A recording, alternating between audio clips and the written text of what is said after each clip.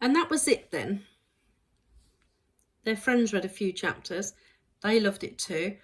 Then I asked my friends and the adults, and I just kept getting loads of positive feedback. I didn't even get any negative feedback. So, yeah, then my children and their friends kept saying, oh, you've got to get this published, you've got to get this published. And that's when my self-publishing journey began. I did send my books off and I got some interest, and the traditional contracts that I was offered and that I was hearing about, because I know some writers in lockdown, because everyone was struggling, was just not impressive. And I thought, no, I'm not putting all those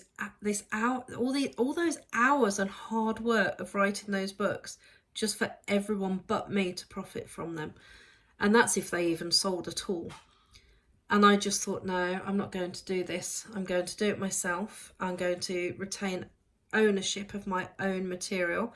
I always admired Dolly Parton, massive fan, where Elvis tried to get her I Will Always Love You song, and he insisted on full rights, so she wouldn't let him have it.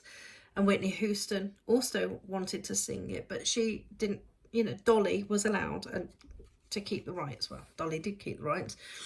But then she allowed Whitney to sing it on that condition. And I just love the fact that way back then, when to be a songwriter and a singer, everyone takes your profits, because it's the same with musicians today.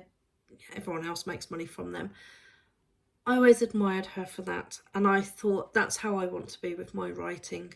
I want to keep it as mine. I want to own it like Dolly Parton owns her writing. Obviously she's more talented than me because I can't sing and I can't play an instrument, but it's the same concept, if you get where I'm going. So when I looked at what I would get with a traditional deal, I thought, you know what, I don't need an advance. I don't need that sort of support. I'm just going to publish them. They'll either do well or they won't. And that's the way I went with it, really. And I was quite naive.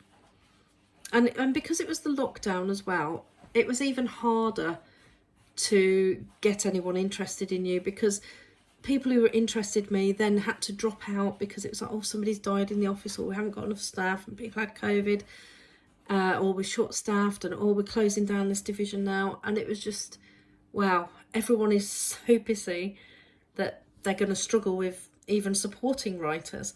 And then most of them only take on the occasional new writer every now and then.